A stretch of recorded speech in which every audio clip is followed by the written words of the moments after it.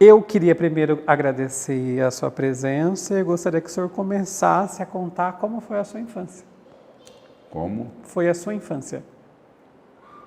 Bom, eu sou egresso de Pitangueiras e saí de Pitangueiras por volta de 1969 e eu fui para São Paulo. E durante a minha infância foi totalmente lá, minha infância, adolescência, mocidade e até quando eu fui para São Paulo.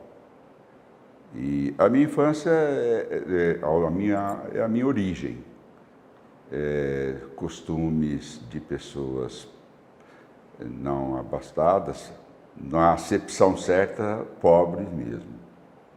Trabalhei muito e estudei, fui o único que estudou da minha família. Eu sou advogado hoje e sou administrador de empresas, sou professor, sou contador e me meti a ser político uma determinada fase da vida. Trabalhava e estudava. Era trabalhador como sou até hoje. Aprendi isso. Eu sou de uma família de mais 5 irmãos e um pai que era funcionário público municipal e uma mãe que era mascate de roupas para enxovais de noivas. Fiquei curioso para saber mais deste Antônio com 5 anos, com 7 anos, depois com 13 anos. Me conta quem era esse Antônio. Até a idade de 10 anos, eu tinha minhas atividades da escola e era em Graxate. Nós éramos muito ligados ao cemitério, então a gente tinha agência fúnebre, eu escrevia em túmulos, plantava flores para vender no cemitério no dia de finados, e lá na porta do cemitério eu vendia velas que eu mesmo fabricava, com restos e resíduos das velas utilizadas dentro do cemitério durante o dia de finados. Eu recolhia aquela borra e fazia velas para o ano seguinte.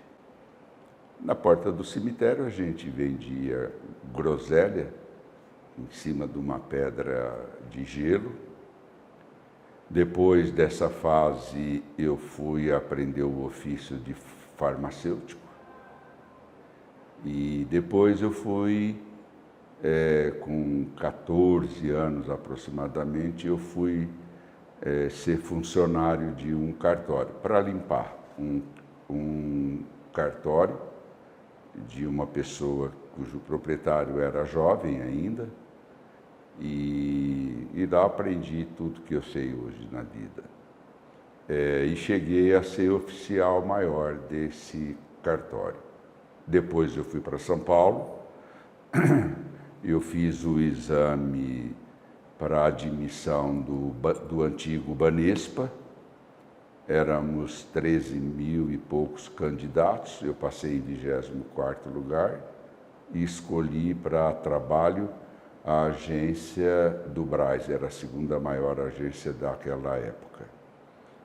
E eu tinha um outro emprego que era o 9º cartório de registro de imóveis de São Paulo, que pegava aquele lado de Itaquera, Guaianazes, que era um momento que estava em expansão. E eu trabalhava sempre aos sábados e até domingo às 10 horas da manhã. Os bancos naquela época era tudo manualizado, fazia horas extras, mas eu me levantava às 5 horas da manhã e normalmente deitava 1h da tarde, da noite. E uma época boa. trabalhei bastante, me realizei, deu para ajudar a minha família e depois casei e vim para Sertãozinho, e ainda no Banespa, mas trabalhava também em um cartório em Ribeirão Preto, o antigo cartório Mário Inácio, que era a segunda circunscrição de registro de imóveis da comarca. E era esse ponto que eu ia chegar. Como que se deu, né, essa relação com a cidade? Que ano foi isso? E aí você pode continuar. Eu cheguei aqui, a minha primeira filha, nasceu aqui. Ela nasceu em 1972. Eu cheguei aqui aproximadamente uma semana antes do nascimento dela. Naquela época, eu fiquei aqui 40 anos. Depois eu saí. Houve a política, é uma coisa que, se você não souber levar, você se envaidece por ela. E você fica achando que você é uma pessoa, vamos dizer assim, forte. Mas não é. Porque eu não sou um homem forte, eu era um vereador forte. As vestes era da minha função. E por isso que eu chego à conclusão que política é uma vaidade.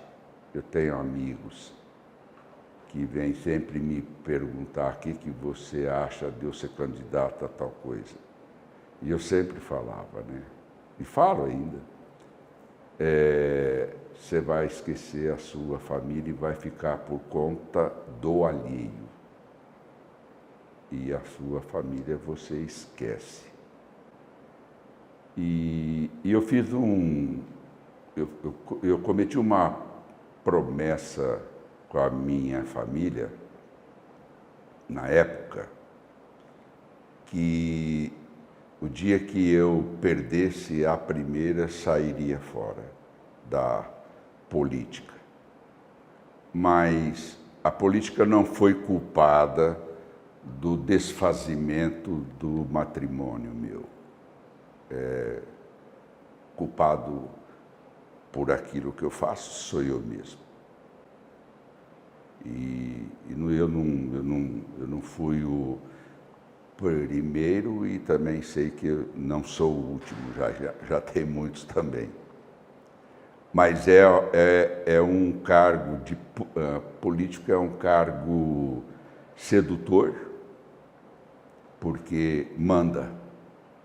O homem tem por hábito escravizar o outro, ou atender o outro e depois ter como cobrar. E isso hoje não é do meu feitio. Certo. Antônio, você avançou em pontos que a mim me tocam com bastante profundidade, eu gosto do assunto. A gente vai falar sobre essas vaidades, essa questão do poder mais lá à frente. Eu queria só fazer o inverso agora, que é quando surge o seu interesse pelo tema da política, como chegou até você o assunto? Eu sempre fui uma pessoa de centro-esquerda, um pouco ativista, tenho conceitos de vida como todos têm.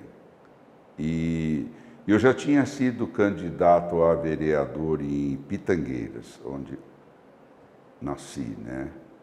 E lá nós éramos em 2 candidatos pelo antigo MDB, para vereador só. E eu tinha 18 anos. Primeira vez que eu ia votar já era candidato. E aquilo a gente vai tomando gosto porque a gente entra em uma situação que eu sou uma pessoa que eu gosto de fazer pelos outros. Eu sempre fui isso. E a política é o meio. Hoje já não é, hoje é meio de vida. Não é meio de você se dar, se doar, entendeu? Naquela época podia. A política de hoje é bem diferente daquela. E a minha finada sogra, ela era madrinha do Quigago, madrinha de batismo do Quigago. E ele, não, vamos entrar, você gosta disso? Isso eu já estava aqui. Aí entrei. Eu fui, na época, o terceiro mais votado. Fiz a minha campanha na periferia, onde eu me identificava mais.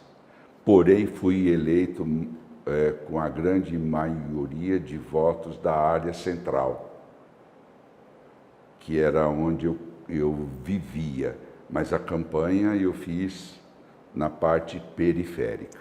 Você consegue se lembrar qual era a atmosfera daquele dia que ele te fez esse convite e como você recebeu a esse convite?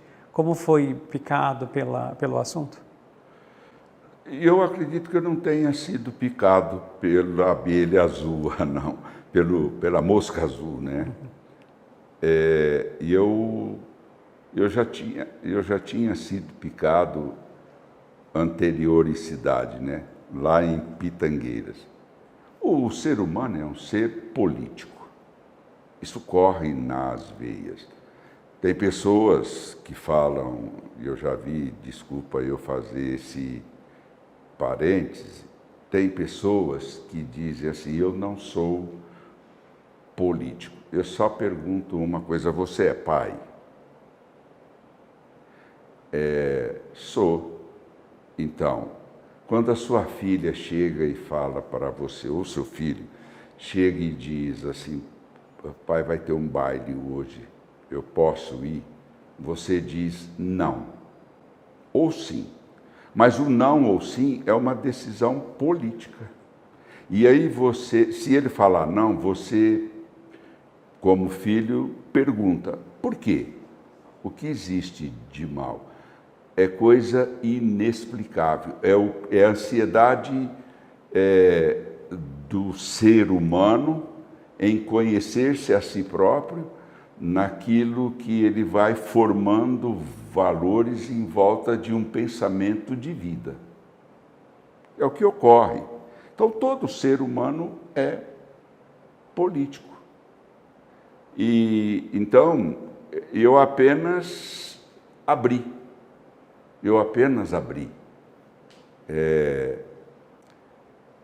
Foi uma oportunidade, tinha aquela vaidade como toda pessoa mais jovem tem, e toda pessoa que nunca fez política tem vontade. Alguns se mostram e encaram, e tem outros que não.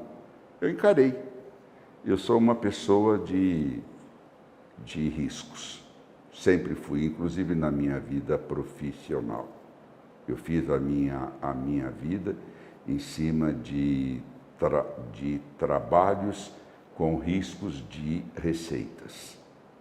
Não de bandidismo, que não é o meu caso. Eu fiquei curioso quando o senhor falou da tal vaidade, quando recebeu o convite, né, e essa coisa de ingressar na política. Fiquei pensando que quando a gente é mais jovem, a gente tem essa necessidade de se testar, né? No caso dos políticos, testar a sua popularidade, testar o julgamento de um grupo, de uma sociedade. Como foi esse pré, antes da decisão de falar, não, vou sair candidato? Olha, não foi bem dessa forma que você aventou agora. Porque eu desde bem jovem, até hoje, eu sou uma pessoa que eu não dou muita bola não faço muita... Não me afeta o que os outros pensam de mim. Mas tudo que elas falam, eu aproveito. No fundo, eu tenho conceitos de mim. Eu sei o que eu sou, como todo mundo sabe. Se eu for levar uma vida em que eu ouço os outros para fazer o que os outros digam, eu não sou dono de mim, nem sou responsável pelos meus atos. Entendeu? Então, qualquer atitude ou solução de conduta em alguma coisa que eu faça, eu estou fazendo sob responsabilidade minha. Não, tudo bem, mas quando você se coloca o nome para comunidade como um representante, invariavelmente você precisa da aprovação de um grupo para primeiro se candidatar e depois desses eleitores que vão te colocar lá ou não, né? Então, a minha pergunta é no sentido de como que soou isso para o senhor? Se foi confortável esse ponto de, ok, se estão enxergando em mim um nome, logo as pessoas gostam de mim, eu sou admirado por um grupo, ou não teve nada disso? Olha, quando você quer fazer alguma coisa que você depende da aceitação de outro ou de outros, você lança e espera o que dizem. E eu não faço isso, nunca fiz isso. Mas eu tinha vontade. Era coisa, vamos dizer, bem individualizada. Então, dentro de um grupo, eu me filiei ao antigo MDB e dentro do grupo todo, eu fui conduzindo da maneira que eu queria. Queria ser candidato.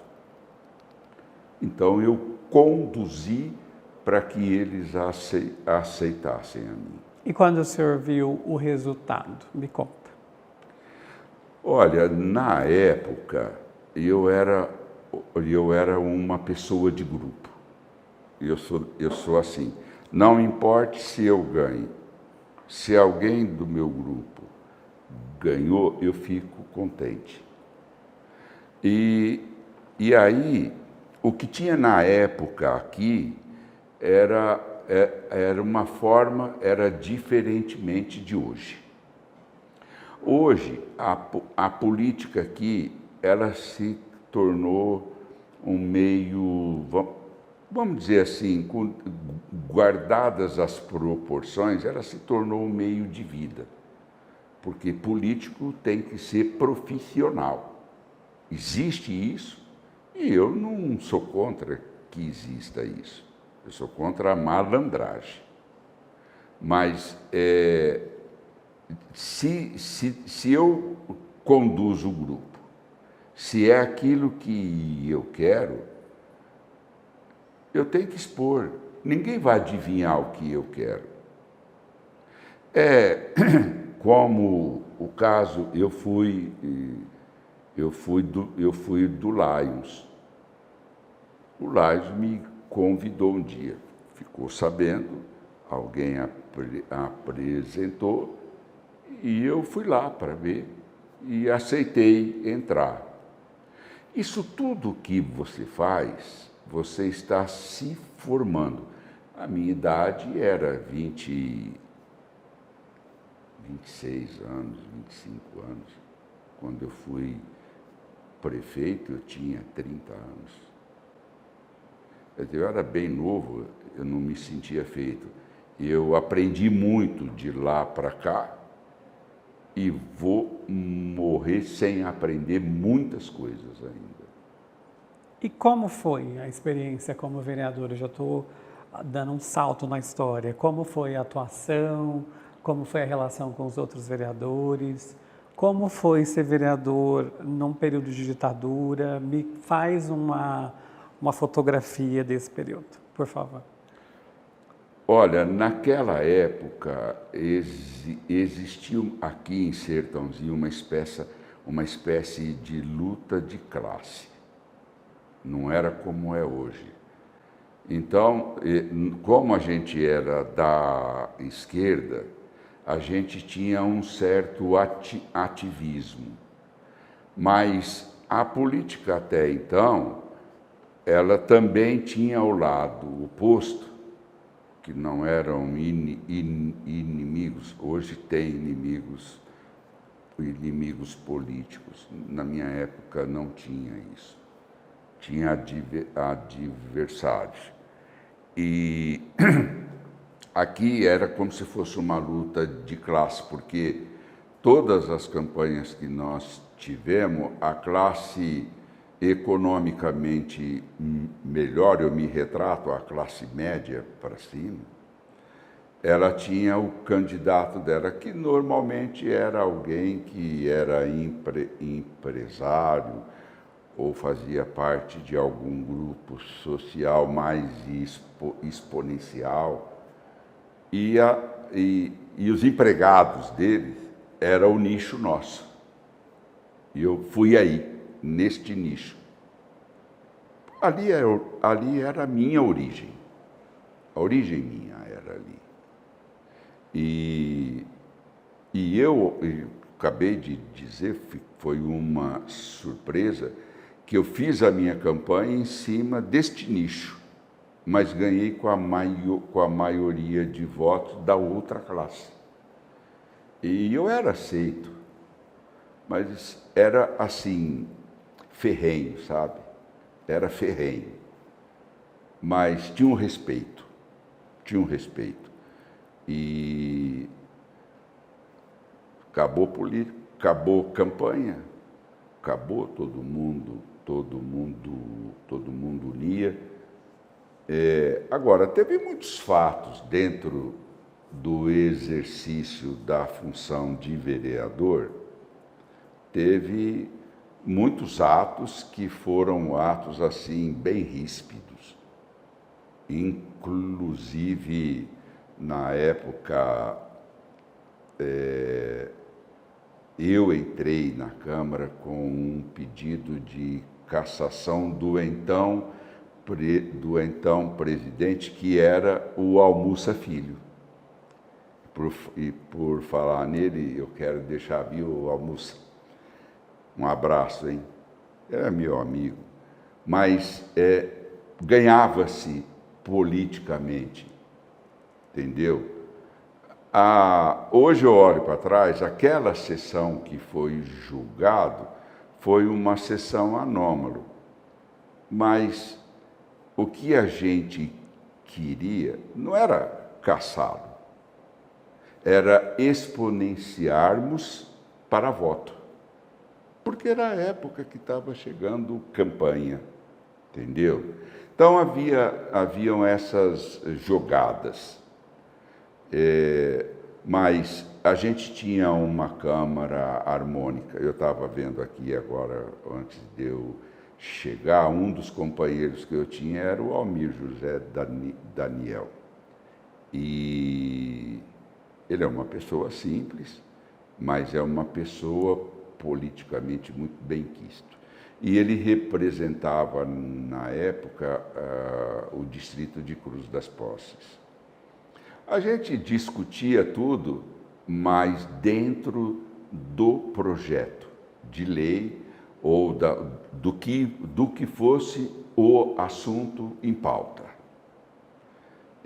A Câmara era harmônica, os vereadores, mesmo da parte da antiga Arena, eram atrelados também conosco. Quando afetava a parte política, cada um vai para um lado, mas quando era interesse do município,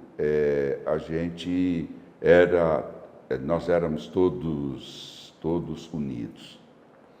E foi uma época boa. Eu fui eleito para 4 anos, mas depois prorrogou esse mandato para 6 anos. E parei um pouco antes, porque fui substituir o trigo. Foi uma experiência rápida, boa. Gostei de ser prefeito. Fiz uma coisa que nunca houve no município antes. Eu consegui fazer um orçamento que, na sua aplicação no ano seguinte, que era com o prefeito novo, a receita despesa deu exatamente igual. Fiz uma reforma administrativa, deixei de ter de lado privilégios, porque tinha secretários que ganhavam mais do que o outro. Não, secretário é secretário. Se eu puser um fraco, é problema meu. Se eu puser um forte, é problema meu. Mas tem que ser igual. Secretário é que nem ministro. Entendeu? Não pode um ganhar um pouco. Então, as contratações da época não era nem pela pessoa em si, era por número. O número tal vai ser diretor, o número tal vai ser subdiretor, vai ser secretário ou qualquer coisa assim.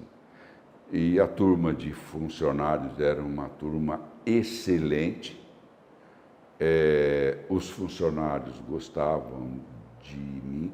Mandei uma única pessoa embora, que era funcionário, porque numa passeata ele agrediu eu. E eu estava passando só com o carro. Fisicamente? Fisicamente? Não. Com palavras. Verbalmente. Eu não sou bem assim, quem quiser xingar, xinga. Eu não dou muita bola, não, porque para você falar que eu sou feio, tudo bem. Você acha? Pronto. Para você falar que eu roubei, prova. Não sou eu que vou provar que eu não roubei. Eu preciso provar que eu estou vivo, não provar que eu não estou morto. Provar que eu não estou morto é muito difícil. Entendeu? Seu Antônio, fiquei curioso para saber da sua experiência. Você falou que foi prefeito aos 30 anos, né? Aqui. E me conta como que era esse quase jovem, vamos dizer assim. Jovem e, vamos dizer assim, imaturo para o cargo. Imaturo para o cargo, mas a gente vê isso depois. Eu era, como sou até hoje, uma pessoa que, se eu estou no cargo e chega até um ponto que algum problema cai no meu colo e eu sou a pessoa que tem que solucionar aquilo, a primeira coisa que eu falava para o funcionário era: deixa comigo. Tinha que resolver e pronto. Não adianta. Eu estou lá no cargo porque eu quis. Eu estou lá no cargo porque eu quis. Eu não posso me eximir das obrigações funcionais e nem de todos os problemas que existem e que decorrem da solução minha. E eu enfrento. Eu sou uma pessoa que eu não corro, eu enfrento. Tem que resolver. E pronto, acabou. Que durante o meu período que eu tive envolvido com a política, eu fiz tudo que eu fiz. Pode ter tido algum erro no pensamento de algumas pessoas, que é normal, mas eu eu deito e durmo. Penúltima pergunta, queria saber como o senhor gostaria de ser lembrado no futuro, já que também essa entrevista é um registro histórico, as pessoas que vão assisti-la daqui 10, 20, 30 anos, como o senhor gostaria de ser lembrado? Como que eu gostaria de ser lembrado? Primeiro,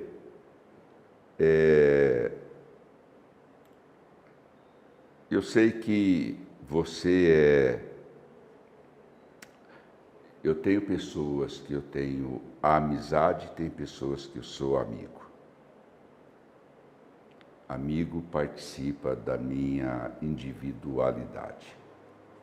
Esses eu não encho a mão, como você disse, quis dizer há pouco. Então, desses eu não perdi nenhum. Da amizade, eu posso ter perdido aqueles que por naturalidade se afastaram de mim ou eu me afastei deles. Que isso é natural. Eu deixei muitos amigos dentro de Pitangueiras, mas vou muito pouco lá. Vou muito pouco. Então, houve um afastamento, mas de vez em quando a gente ainda se vê, encontra um, encontra o outro pelos caminhos da própria vida. Agora, o que eu gostaria de ser lembrado, não tem. Realmente, eu não estou aqui para ser lembrado, eu estou aqui como uma passagem. Eu tenho que fazer o bem e morrer em paz. Mas se, por exemplo, uma pessoa quando jogar lá no Google seu nome daqui X tempo e tivesse a possibilidade de pegar uma frase, uma palavra, assim, como que o senhor ia ficar confortável da sua descrição? Tipo, foi um homem que trabalhou, foi um homem que lutou, foi um homem que foi determinado desde o engraxate até o empresário, como que seria? Eu sou livre para fazer o que eu quero. O outro também. Eu sou livre para dizer o que eu quero. O outro também. E eu sou livre para ter conceitos meus quanto aos outros e os outros quanto a mim. Então, hoje, o que vale é o caminho que eu fiz. E o caminho que eu fiz, hoje, com a idade que eu não tenho como mudar mais nada. Cada um vai ter a liberdade de quem me acompanhou nesse caminho, saber se eu fui uma pessoa do bem, se eu não fui. E eu não vou poder fazer nada, porque é ele que pensou, ele acompanhou, e eu tenho a certeza lá na frente que eu não vou mudar nada. Eu não posso mudar, eu não tenho como. Isto é como você pegar, espremer o tubo da pasta e tentar jogar o creme lá dentro depois. Não consegue, é difícil. E por fim, qual que é a mensagem que o senhor gostaria de deixar para as pessoas que eventualmente vão assistir essa entrevista? Repito, hoje, amanhã, daqui a um tempo. Olha, eu passo uma mensagem que é não tanto pela política, mas também por ela, como eu disse de início, que todo ser humano tem o conceito político incrustado no seu âmago. Nós estamos passando por um período mundial muito complicado. Na minha época não tinha toda essa parte de informática como tem hoje, que é um passo enorme. Eu passei pela vida passando gerações de que não tinha telefone, e hoje eu tenho um aparelhinho assim que eu falo no mundo inteiro. E a mensagem que eu deixo é que eu gostaria e torço, porque eu vou deixar filhos e netos, que essa política, que essa administração pública, que esses conceitos, que essas atitudes que tenha o ser humano não seja daqui para frente com tanto ódio. Eu acho que eu não consigo odiar ninguém, não consigo. E sei que tem gente que não gosta de mim, e tem gente que eu também prefiro, às vezes, não estar perto, embora para mim possa ser até mais raro que para outros. Mas, ora, o homem tem capacidade integral de plantar a paz. É isso que eu gostaria de deixar para os meus filhos e para todos os irmãos. Já estão me cutucando aqui, dizendo que eu tenho pouquíssimo tempo. Já estourei todos os tempos. Mas o senhor falou tanto de filhos e a gente não pode esquecer que a Andréa Magri é sua filha. A gente sabe que ela tem uma carreira sólida também na música, gosta de cantar e tudo mais. O que ela tem cantado ou o que ela canta que o senhor gosta de ouvir ultimamente? É uma pergunta de cunho extremamente pessoal, mas é bom a gente ter esse registro, porque eu tenho certeza que ela vai assistir essa entrevista do início ao fim e eu tenho certeza que ela também pode ter essa curiosidade em saber. Bom, cada um com a sua peculiaridade. Eu sou macaco de auditório dos três, viu? Dos três filhos, tá? A Andréa canta, mas ela saiu um pouco com uma aptidão ligada à minha família quanto aos meus irmãos, que eles tinham um grupo musical, tocavam instrumentos. O único que não fui eu. E eu não estou nem aí se ela canta bem ou mal, tá? Não estou nem aí. Mas eu estou gostando mais dessa fase agora porque ela tá entrando no jazz. Eu gosto de jazz, eu curto jazz. E eu fui uma pessoa de fazer, na época da serenata, hoje não existe mais isso, e a gente cantava muito samba, canção, etc. e tal, que em certo ponto é mais ou menos o jazz, sabe? Rola uma palhinha ou nem? Do samba que o senhor cantava nesse? Não rola. Não curte? Não. Deixa para os filhos? Não, eu pegava cantor e levava a tiracolo. Mas tenho orgulho dela, já que você falou dela, mas eu tenho orgulho eu sou suspeito de falar dos meus filhos, eu sou paizão, entendeu? E meus filhos são filhões. Esses dias agora, a minha filha de Ribeirão, ela me encontrou num restaurante com uma pessoa, e aí casualmente, e aí ela já colocou no grupo dos três, né? A primeira coisa que a outra perguntou mas o pai estava feliz? Na cabeça delas, o pai tem que ser feliz. E agora eu pergunto, já que o senhor deixou essa deixa, o senhor estava feliz? Muito. Perfeito. Muito obrigado pela entrevista, viu, querido? Sucesso. Eu é quem fico grato e desejo sorte para o povo de Sertãozinho. Obrigado.